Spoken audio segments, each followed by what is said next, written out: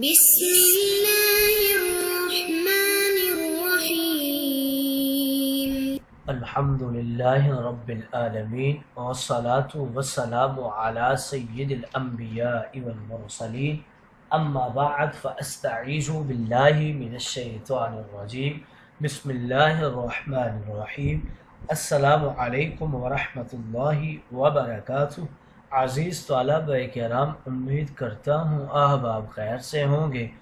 انشاءاللہ آج ہم مشکوٰۃ المصابیح کے درس نمبر 234 میں باب البر والصلہ فصل ثانی سے حدیث نمبر 4934 سے لے کر 4937 تک پڑھنے کی سعادت حاصل کریں گے۔ آج کے درس میں ان احادیث مقدسہ کا ترجمہ ہوگا اور ساتھ ساتھ ان احادیث مبارکہ کی توضیح و تشریح کرنے کی سعادت حاصل کریں گے۔ تو آئیے طلبہ کرام بلا تاخیر بڑھتے ہیں اپنے آج کے درس کی طرف۔ بسم اللہ الرحمن الرحیم۔ حضرت ابو ہریرہ رضی اللہ تعالی عنہ راوی ہیں، وعن ابی ہریرہ قال قال رسول اللہ صلی اللہ علیہ وسلم تعلموا من انسابکم ما تصلون به ارحامکم فإن صلة الرحم محبة في أهل مثرات في المال منسأة في الآثار رواہ الترمذی وقال هذا حدیث غریب۔ حضرت ابو ہریرہ رضی اللہ تعالی عنہ راوی ہیں، کہتے ہیں کہ رسول کریم رؤوف الرحیم تاجدار انبیاء حبیب کبریا نے ارشاد فرمایا، تم اپنے نسبوں میں سے اس قدر سیکھو کہ جس کے ذریعے تم اپنے ناطے داروں کے ساتھ حسن سلوک کر سکو، کیونکہ رشتہ داروں کے ساتھ حسن سلوک کرنا اقربا میں باہمی محبت اور موانست کا سبب، مال میں کثرت اور برکت کا ذریعہ اور درازی عمر کا سبب بنتا ہے۔ ترمذی نے اس روایت کو نقل کیا ہے اور کہا ہے کہ یہ حدیث غریب ہے۔ محبت صلہ جوڑنے سے آپس کی محبتوں میں اضافہ ہوتا ہے، یہ تو مجرب اور مشاہدہ شدہ عمل ہے۔ مثرات یہ سروا سے ہے، مال کی کثرت کو کہتے ہیں۔ مطلب یہ کہ اگر کوئی شخص اپنے صلہ میں احسان کرتا ہے اور صلہ جوڑتا ہے، ان کو خوش رکھتا ہے، اس سے مال میں اضافہ ہوتا ہے۔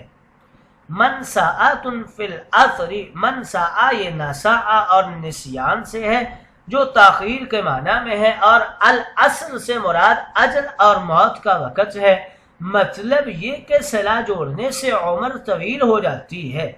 اگلی حدیث مقدسہ کی طرف بڑھتے ہیں۔ حضرت ابن عمر رضی اللہ تعالی عنہ راوی ہیں، وعن ابن عمر ان رجلا اتى النبي صلی اللہ علیہ وسلم فقال یا رسول اللہ انی اصبت ذنبا عظیما فهل لي من توبة؟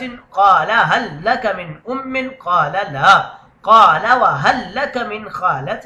قال نعم۔ قال فبرها۔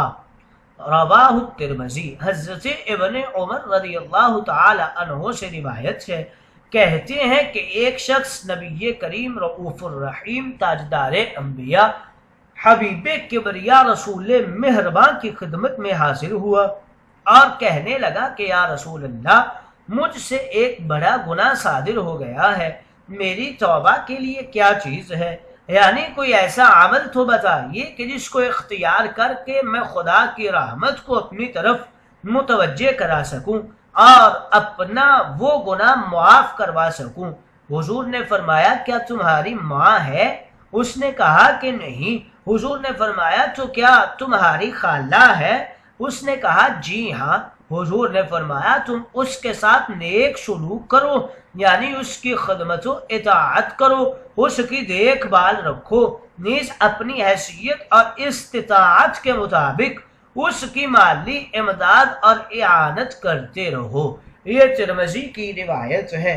ذنبا عظیما، حضور اکرم سے اس شخص نے پوچھا کہ کوئی عمل ہے تو آپ نے اس سے پوچھا تیری والدہ زندہ ہے؟ اس نے کہا نہیں۔ پھر پوچھا خالہ ہے؟ اس نے کہا ہاں۔ حضور نے فرمایا کہ اس کے ساتھ اس نے سلوک رکھو، تیرے گناہ معاف ہو جائیں گے۔ اس حدیث سے معلوم ہوا کہ صلہ جوڑنے اور صلہ کی خدمت کرنے سے کبیرہ گناہ بھی معاف ہو جاتے ہیں، کیونکہ صلہ والا بھی اس کی مغفرت کی دعا مانگتا ہے اور یہ شخص خود بھی مغفرت کی غرض سے خدمت کرتا ہے تو کبیرہ بھی معاف ہو جاتا ہے۔ یا ممکن ہے کہ خوف کی وجہ سے اس شخص نے اس گناہ کو کبیرہ سمجھ لیا ہو اور حقیقت میں وہ کبیرہ نہیں ہو، تو صلہ کی خدمت سے صغیرہ گناہ معاف ہوا یا ہو سکتا ہے کہ یہ حدیث اس شخص کے معاملہ کے ساتھ خاص ہو اور تمام مسلمانوں کے لیے عام نہ ہو، لہذا اس شخص کا بڑا گناہ صلہ کی خدمت کی وجہ سے معاف ہو گیا۔ یہ ان کی خصوصیت تھی، ہر شخص کا کبیرہ گناہ معاف نہیں ہوگا۔ فبرھا، یہ امر کا صیغہ ہے، یعنی ان کے ساتھ اچھا سلوک کرو اور احسان و انعام کرو۔ اگلی حدیث مقدسہ کی طرف بڑھتے ہیں۔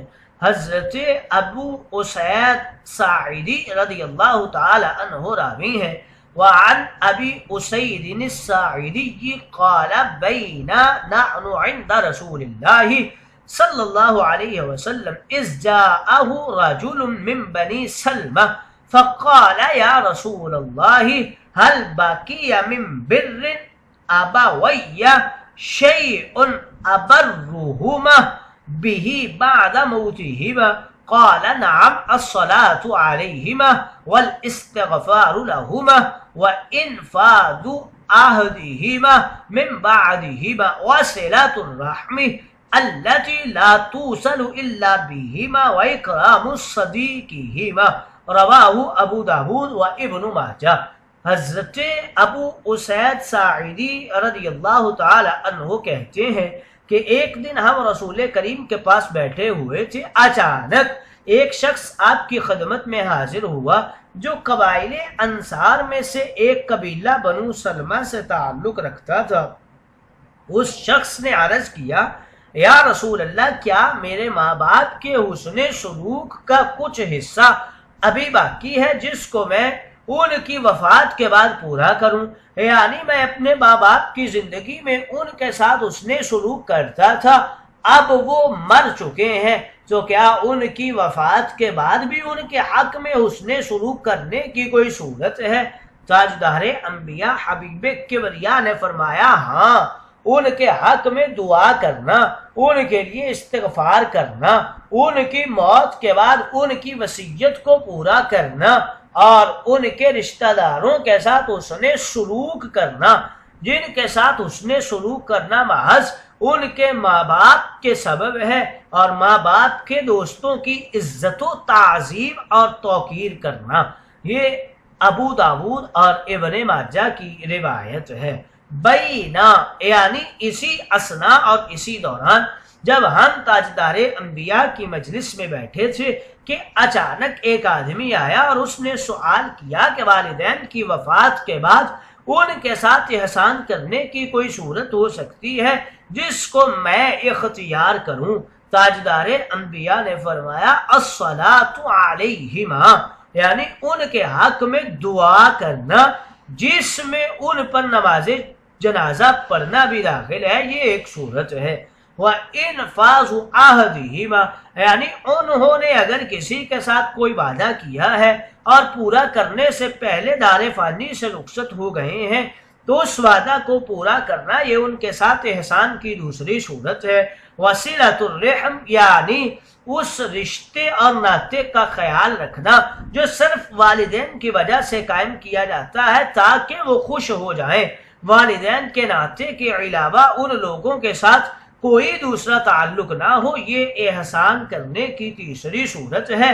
وَإِكْرَامُ الصَّدِيقِهِمَا، یعنی والدین کے دوستوں، ان کے تعلق والوں کا اکرام اور احترام کرنا، یہ احسان کی چوتھی صورت ہے۔ ان چاروں صورتوں کے ذریعے سے آدمی اپنے مرے ہوئے والدین کے ساتھ حسن سلوک کا معاملہ کر سکتا ہے۔